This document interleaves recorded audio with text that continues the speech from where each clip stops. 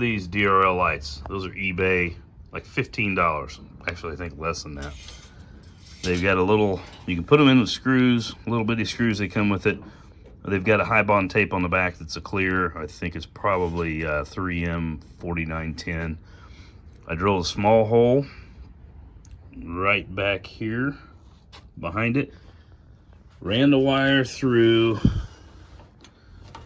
soldered in some black and red wire I had, and then loomed it. Chased that over